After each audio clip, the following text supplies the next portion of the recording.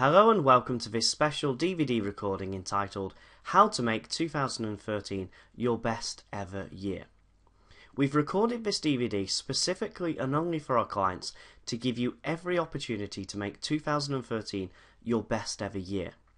So how is this DVD going to help to show you how to make 2013 your best ever year in business?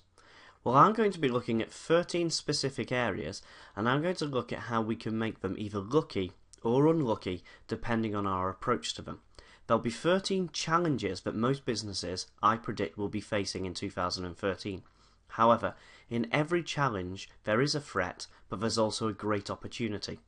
And if you can be aware of these 13 challenges now, as you're preparing for 2013, and then you'll know how to overcome them, you can take 2013 being an unlucky year for you to being an incredibly lucky year for you. So why don't we get started and look at the first challenge or opportunity for 2013. The first one concerns cash and a lack of cash. Now the challenge is, with less money in their pocket, consumers are minded to avoid luxury purchases. Meaning that if you sell luxury purchases, you could well find 2013 is difficult because people are minded to avoid them.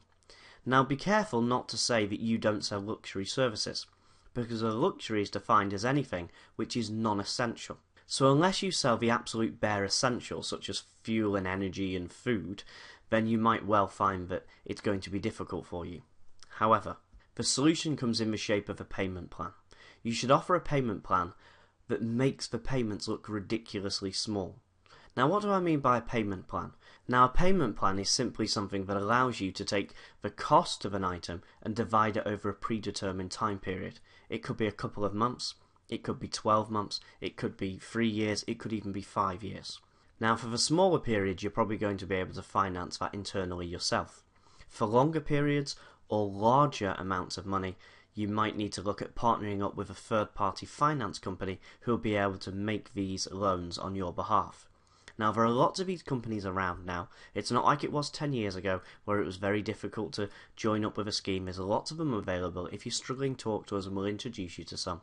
But there are people who can offer loans at a reasonable APR, and the difference will be very small in cash terms to the customer, and it will make it look a lot more attractive.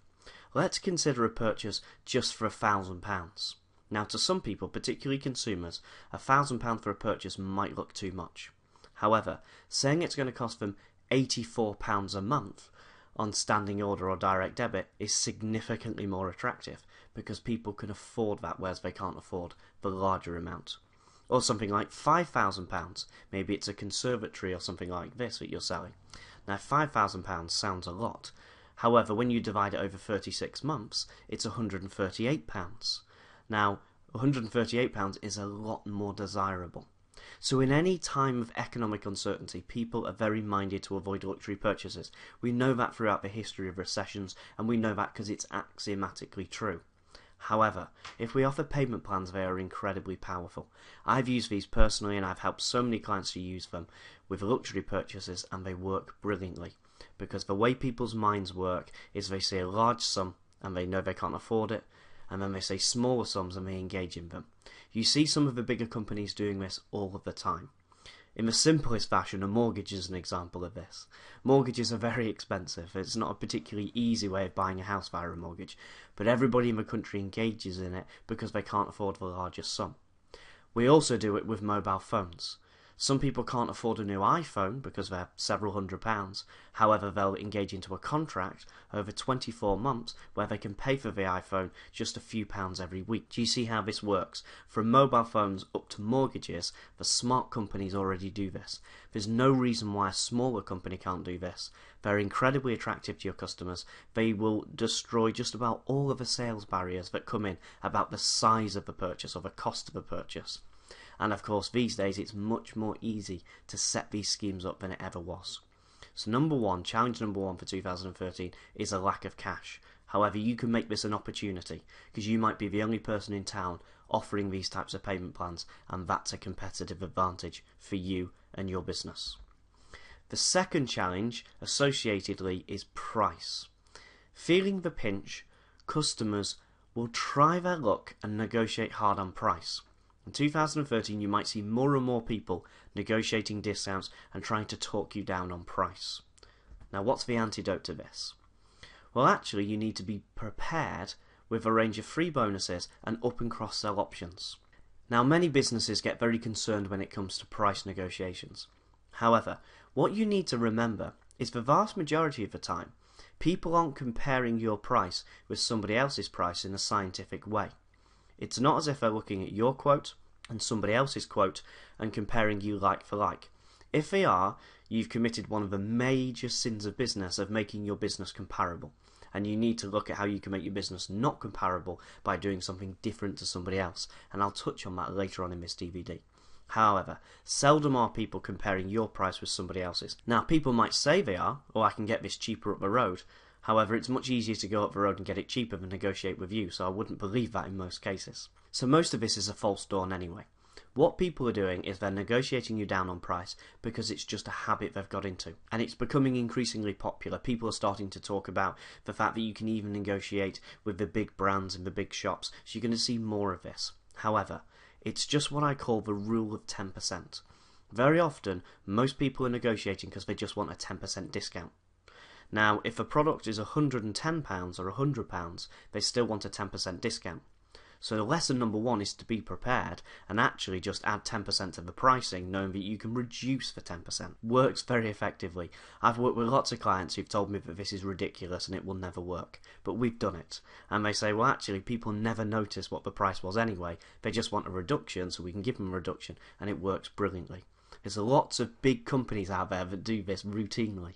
They'll routinely be discounting by 10 or 15%, but it's actually a fiction.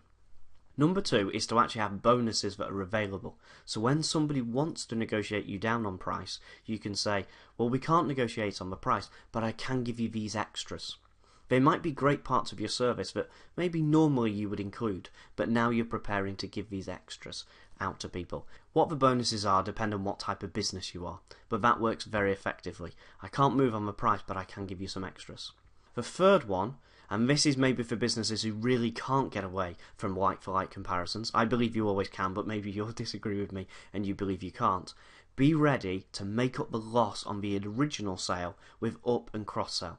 You know what up and cross-sell is. You go to McDonald's and they say, do you want to go large on that? That's an upsell. Or they say, do you want an ice cream with that? And that's a cross-sell. Be ready with a suite of up and cross-sell options so that if you do need to reduce the price and therefore your profit margin on the original sale, you can make it up on the up and cross-sell. So that's just 3 tactics you can use, and if you can be ready with all 3 of those in your business, I can guarantee that you'll turn this threat of price negotiations into an opportunity, and perhaps if you do all this, you might become more likely to make sales than you were even in the so-called good times. Challenge number 3 is because of economic stagnation and associated unease in the market, things will take longer to get off the ground. In 2013, we're going to see a lot more delays for all sorts of very valid reasons. However, the antidote to this time problem is simply to make allowances for this and to agree to implement a plan for a 12-month period. Now, this time factor has been a problem for a couple of years, and as I say, it's only going to get a little bit worse before it gets better. And I've seen a lot of business owners really stumble at this problem, and it's because they don't implement a plan over a long enough time period. Agree now, in December 2012, what your key priorities are, what your key projects are for 2013. Work with advisors, speak to people around you, speak to your trusted advisors, make sure they're the right projects, and then agree it's 12 months and you're sticking to it. The number of people I did this with in 2011 for 2012 was quite large, and they all had great success because they just stuck to the good ideas and they rode out the bad times, because it's going to take longer and longer to get things off the ground. However, turn that into an opportunity. You know that's going to happen, so you'll deliver it over a longer period and make allowances. Expect this to happen, expect delays to happen, all sorts of reasons why everything will slow down.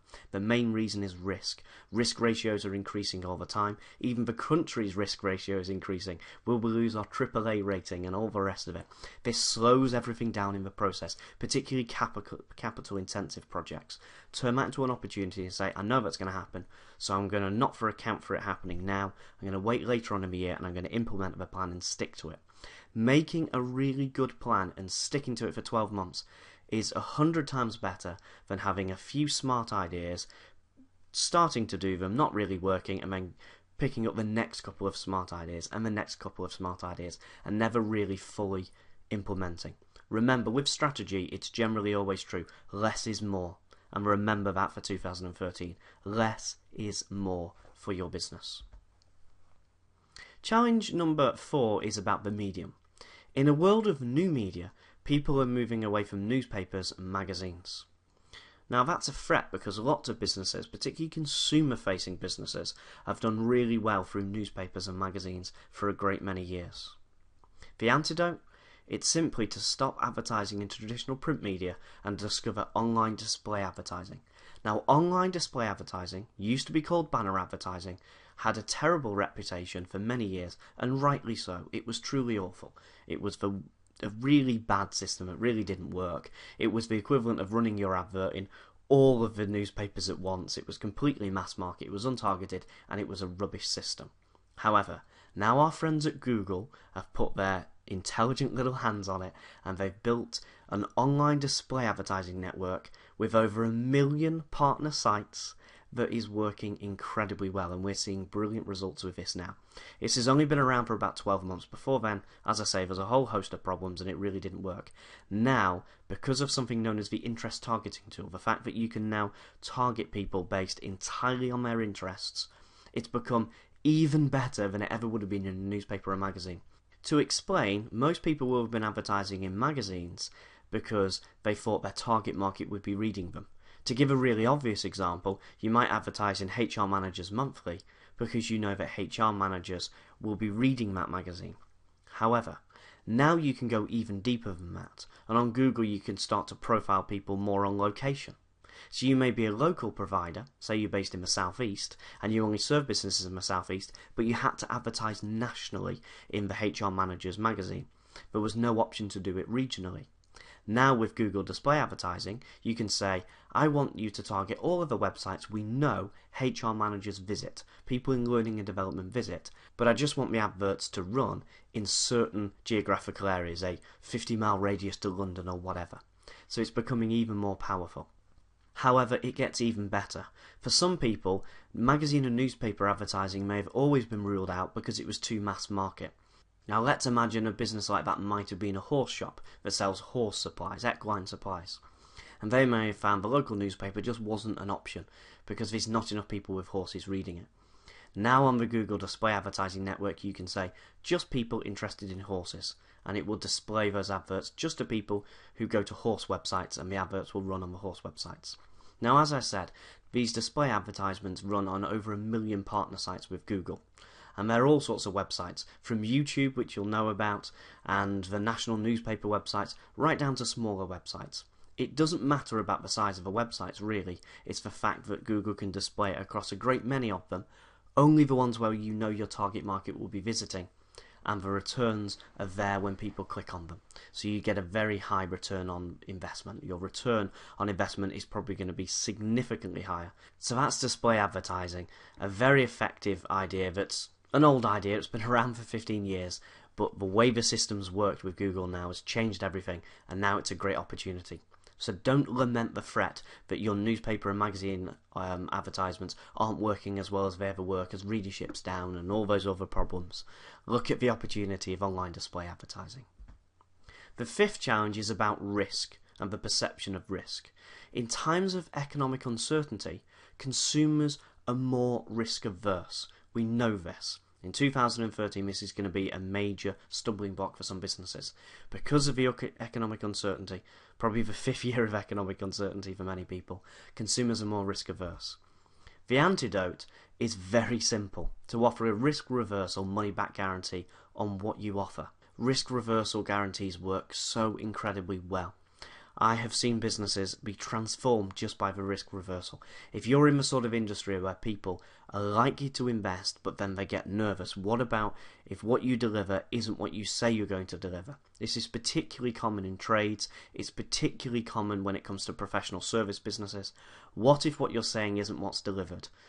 I'm happy with the price, but only if it's delivered, and if it's not delivered, I've wasted my money.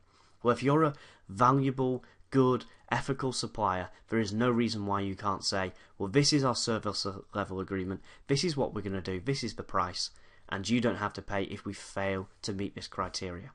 You've got to be intelligent by the way you create your guarantee, you've got to make sure you're guaranteeing the right stuff, but they work incredibly well. They're like warranties. Warranties have been around for a very long time for products, and nobody would buy a new car without a warranty. But there's all sorts of reasons why a car shouldn't have a warranty, but car companies know that they've got to offer them. It's the same in other business areas, and this is one of these little strategies that, when applied properly, can make a huge difference to your business. 2013, the perception of risk will increase. The longer in any economy that we have economic uncertainty, risk increases. We know that. It's a common human behaviour. It's proven throughout recessions. So have the antidote to that in a risk-free guarantee. It costs you nothing. This is one of these strategies that has zero cost to it, but they work wonderfully. And particularly for trades and professional service providers, this could be a game changer for you. So turn the threat into an opportunity. Challenge number 6 concerns locality. Times are changing, and the world is becoming less and less local. We know that. The antidote to this is to look to the internet to innovate. You're not looking to the internet to have a website because everyone has a website, so you believe you need a website too. I didn't say have a website, I said innovate online. Totally different. Now, even local butchers are selling meat via next day delivery on the internet. So if a butcher with meat can deliver it cost effectively through the internet and have a successful business, there is no excuse for any other business not to do that, because I can't imagine a more difficult business than a butcher's, where you've got small items, probably not very high value items, and it's meat, so it's got to be frozen properly and all the rest of it and then sent, and it's very easy to go to Tesco or Sainsbury's or whatever and buy meat. So it seems to be all these challenges that face butchers, but some of them are doing it really well and are prospering with online next day delivery. So there's no excuse for any other business. Just about every business can either attract business online or can provide their service online. So look to innovate. The world is becoming less and less local, and that's just a fact. You're not going to be able to change that. We're now all connected via digital media. We're all connected in that way, and we can shop around the world. We can buy stuff from America. So why would we go to the local store?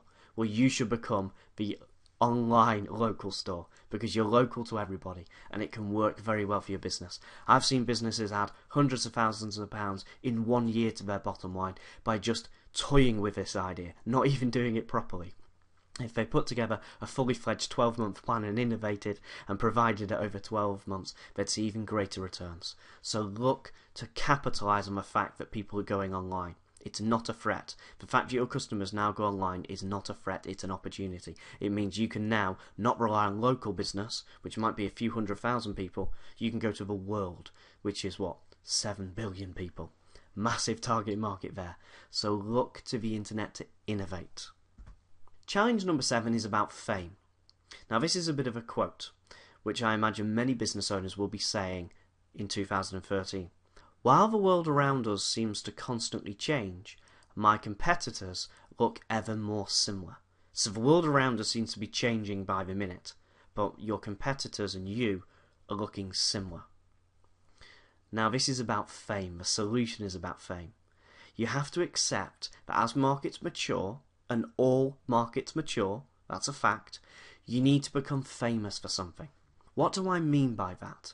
Well, I mean that you need to become known for something. If your business isn't known for something, you will look exactly the same as your competitors. You will be what I call a copycat business. You're the same as everybody else. And if you're the same as everybody else, no matter how much the world changes around you, you and your competitors will look identical. You need to become famous for something. Now, this is not about large companies. This is not saying you need to become Apple, who are famous for innovation in technology. You can become famous in your local area. Lots of local businesses are already famous. You can have a famous local fish and chip shop. There's a restaurant near me where I live, which is a Chinese restaurant. It's about £40 a head for a meal, which is probably quite expensive for Chinese meal. That doesn't include drinks. You can probably get them for £4 or £5 somewhere else down the road. But they're famous for providing the best Chinese food you'll probably taste in Europe. It's absolutely brilliant. They're famous for something, so they can afford to increase their prices, have a premium pricing strategy, and be successful, and they don't look like their competitors. Now that's one option, that's premium. But they could just as easily be known for a changing menu. Maybe their menu would change every week, and that's what they become famous for, different to their competition, because Chinese menus tend to be very static. Or maybe they'd be quick turnaround. Maybe you can be in and out for half an hour, and that's a USP, and that can make you famous. Now, if a Chinese restaurant can become famous for something, your business can be famous for something. My advice for doing this is to look in your business and look at that one something you're really, really good at, and make that the centre of all of your marketing, all of your promotion, all of your advertisements. Become famous for something. Be known for something. You need to be known for something. And if you're known for something, you become famous for something, people will go to you over all your competition, and you'll see there's a whole new level that you can take your business to, because people are gravitating to you. So don't look similar to your competition. Don't copycat your competition. Be famous for doing something that's valuable, that your customers want, that meets a need, that's different. Challenge number 8 is on returns, particularly marketing returns. The cost of marketing is increasing, but the returns, in terms of sales, are declining. So your marketing budget is becoming more expensive, but your return is reducing in terms of the number of sales you're making. The antidote? Well, actually, this is about toughing it out, and this is about stepping up in this difficult economic time and turning that threat into an opportunity by getting very good at sales conversion. You need to be prepared to fight harder for every sale, with a relentless focus on sales conversion. Far too many businesses focus on marketing to create leads and no marketing to convert those leads into sales. You actually need to change your mindset in 2013 and say every lead generated, we need to look at sales conversion tactics to make these people turn into customers. When I'm advising a lot of clients, often they'll believe they need to generate more leads via marketing. They need more inquiries. But actually, it's turning sales conversion up that makes the difference. You need to be ready for this. You need to look at 2013 and say, what am I going to do to make sure that everybody who calls or emails or makes an inquiry can turn into a customer? How can I take my proposal and tender conversion rate from 35% to 50%? That's where you need to be looking. You're very good at doing this with marketing traditionally. You'll say, well, what new products can we provide and how can we promote them? Should we turn to social media? Or should we improve our website? Or should we do some direct mail? Should we do telephone marketing? Should we engage in online marketing? What should we do? People are very good at doing that. They're very good at exploring the options. They're not very good at saying, well, once we've generated these inquiries, how do we convert them into sales? But that's the quickest win. Be ready for this in 2013. Sales conversion rates will decrease for most companies. That's just a predictable trend.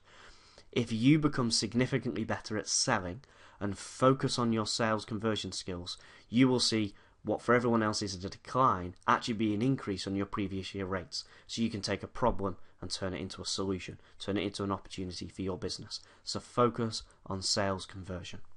Now, once you've got very good at sales conversion, you can start to address challenge number 9, which is due to economic pressures, many businesses will see their existing customer bases start to decline. Now, because you've tackled challenge number 8, you've got very good at converting new inquiries into sales. But some of your existing customers might start to leave for all sorts of factors. We know recessions and economic uncertainty increase attrition rates. That's just a known problem in business. However, as I say, you become good at converting inquiries into sales. So now you need to become better at generating those inquiries. So how do you do that? Well, my advice to any business is to find new ways of attracting customers by piloting one new campaign each month. The biggest problem with most businesses is they are quite good at coming up with marketing ideas, but they'll only try one or two of them. And they'll see one or two of them as putting all of their eggs in one basket and hoping it will work. You need to change that around. You need to almost be investing on a smaller scale, but spreading your opportunities, spreading your potential returns. Identify now, in December 2012, 12 campaigns you can run for 2013. And then look at piloting one each month and see which one works, rather than saying next year we're going to focus on increasing our website and doing some advertising and spending all of your marketing budget in that area, because you're limiting your potential returns. Piloting is the secret to success in marketing. Marketing companies won't tell you this traditionally because it's not in their interest. They want you to spend a lot of money on one or two areas because it's less effort for them, because the creative only comes once and then the returns come time and time again. But it's the wrong way round. Piloting is the key to success to any business. So use that as an opportunity. Your customers may be dwindling, but you've improved your sales skills, you've improved your sales conversion skills, so you know that when you set up sales opportunities, you're now very good at knocking them down. So innovate and pilot new ways. Don't put all of your eggs in one basket of a couple of marketing ideas for 2013. Pilot 12 smaller campaigns, dip your toe in the water, see what's working, and then once you know it's there, you can do it onto a deeper level. So that was challenge number 12. Challenge number 10 is about fashion. Because of economic uncertainty, people look for certainty in social trends. That's a threat. People are going to become a lot more reticent. However, make it an opportunity by making use of highly specific social proof in terms of case studies and videos. Now, over the years, people have been talking about social proof. Since Robert Cialdini's book Influence in 1991, people have actually finally got the message that they need to use social proof. But they do it in the wrong way. They put a link on their website that says testimonials, and they have a list of 10 people and just a quote. It's not really good enough. Notice I've said highly specific social proof. What you need to do is for every product you sell, every service you provide, for every niche, you need to make sure the social proof is highly relevant. So instead of having testimonials on your website, for each product and service page, you need to have testimonials on that page that are relevant to what you're selling. If you produce tenders or proposals, you need to find some case studies of people that you've worked with that are similar. So if you're quoting for business with a HR company, you need to find the social proof from HR companies that you've worked with. If it's product number A that you're selling, social proof for product number A, which is different to social proof for product number B. Just having a list of testimonials no longer cuts it. It was not really what Robert Cialdini meant by social proof, and it doesn't work very effectively. You need to show that here's a product or a service and here are the people who are just like you. That's how people buy. They're looking for specific social trends. They don't want to know that people are generally doing this. They want to know people like them are doing this. So, because of economic uncertainty, they look for fashion, they look at trends. So you can prove the trends by effective social proof. These days it's very easy to produce social proof via videos as well, which are working much better. So if you are going to have a testimonial link on your website, at least put some videos there of your customers talking. At least then it might be believable. Whereas these days having a list of quotes is not all that believable. So start to develop your social proof. Challenge number 11 is about loyalty. Now, I've already talked about the fact that some existing customers will leave businesses because of natural attrition rates. And actually some people might be saying that it seems harder to find new customers by the day, particularly if they've not listened to the rest of this DVD and implemented other strategies. However, the antidote is, notwithstanding the fact that I've said that you will see higher attrition rates. Just because you may see higher attrition rates with your customers doesn't mean that your existing customers aren't still a goldmine. You may have less of them, but they're still a goldmine. Remember that. Remember that your existing loyal customers are your first call, your first goldmine. So maybe one year you may have had 100 customers, now some of them left, you've only got 85. That doesn't mean you can't do more business with that 85. What do you do for more business with those people? Well, you get closer to them. You have a better relationship with them. And you start to talk to them about the problems they're having in the field that you operate. And then you start to devise solutions. The easiest way to sell to your customers is to say, I've been listening to you, and I know that we provide a great service in one area, but you've got problems in another area. And that's an area where we can help. And here's our additional products or services. So whilst you may have less customers, that's just something that's going to happen. Don't worry about that. Look at the fact that you can still target the existing customers you will keep, and you can do more with them. It's often been said that it's 7 times easier to sell to an existing customer. I don't know who came up with that number, but I think it's more like 100 times easier. They already know how good you are. They already trust you. You don't have to spend any marketing to reach them, and they're brilliant people to work with. So you can start to focus on your customers. They already like you, got a relationship with you, so capitalize on that.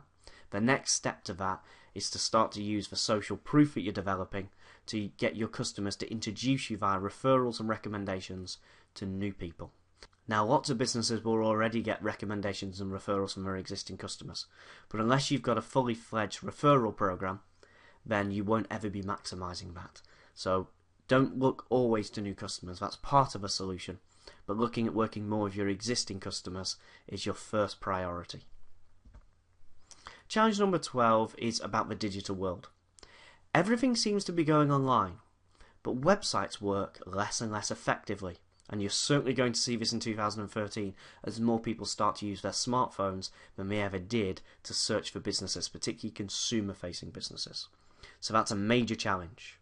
Basically, you've all been told you need a website, you've all gone out and spent a lot of money on websites, but they're not working very well.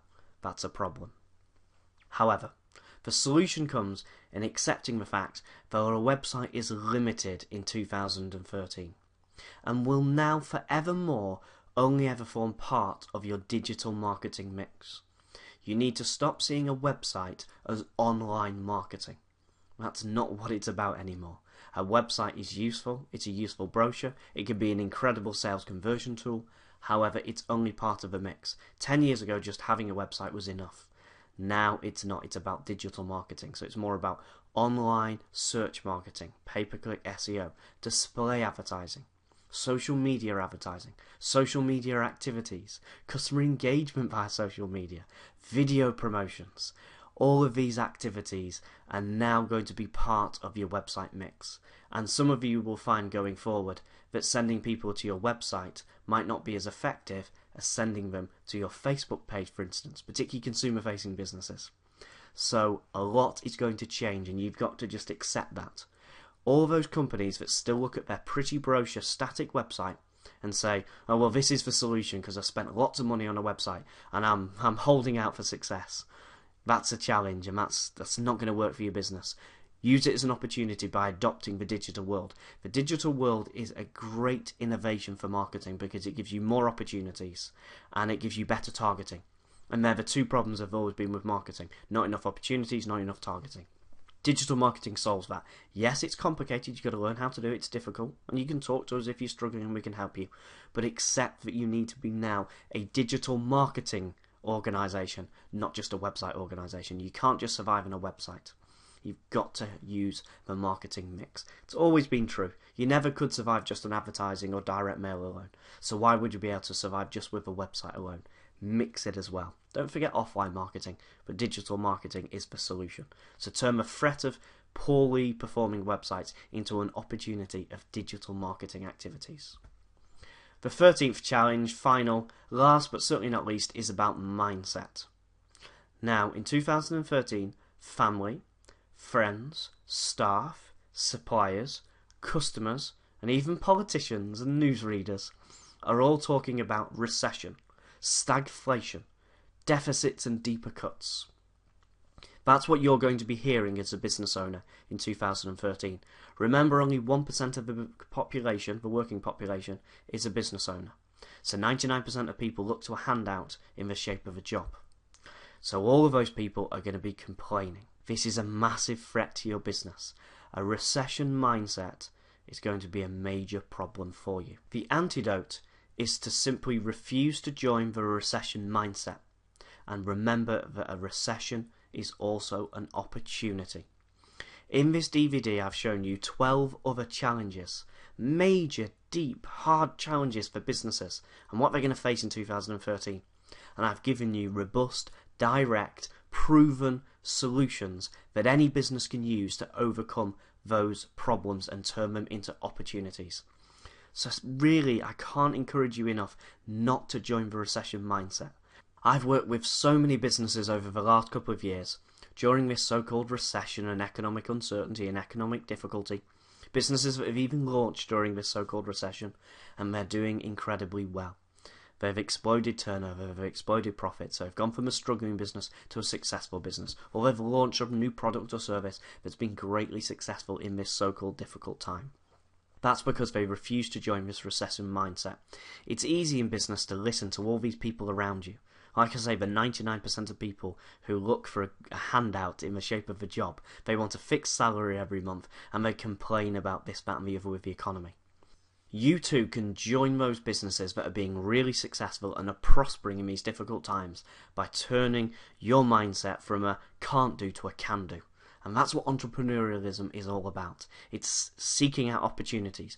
Entrepreneurialism is about making something out of nothing. And that's what you need to do. And just by implementing the 13 strategies I've outlined in this DVD, you can take your business from struggling to being successful, or from being successful to being even more successful. Lots of people are doing it. Don't believe the doom and gloom people. There's so many people I meet. I occasionally go to these networking meetings and you have these miserable people in the corner moaning about their business and blaming the recession. But those were the people who in 2006, when times were good and money was plentiful and economic growth was around us, who were still complaining. Now they've just got a word recession to hang on to, which they probably don't even know what it means. So don't buy into this mindset. Yes, there are challenges, but that's business. Business has always been difficult. To make serious money, to make serious success and have a great business has always been difficult, whether times are good or bad. But there are great opportunities for you. So take the threats, turn them into opportunities, and you'll do supremely well in your business. So that brings us to the end of this DVD. I hope it's been useful. This is a production we've put together just for our clients only, to help you to make 2013 your best ever year. Hopefully I've inspired you to know that you can make it your best ever year, and I've given you 13 robust strategies that you can use. Of course, because this is a client-only DVD, I can say this with confidence. If you're struggling to understand or to implement any of the ideas, please contact me or one of the team, whoever you deal with, and we'll help you. I've not put this together just to be a static DVD. If you're having any problems, please contact one of us and we'll help you with these challenges. Our dedication is to make 2013 the best ever year for you as one of our clients. So I wish you the best of luck in doing that. Thank you very much for listening. I hope you prepare for 2013 watching this DVD. Then I hope you take a couple of weeks off and enjoy Christmas, refresh, recharge your batteries, and come back and make 2013 your best ever year. Best of luck. Thanks for listening. Goodbye for now.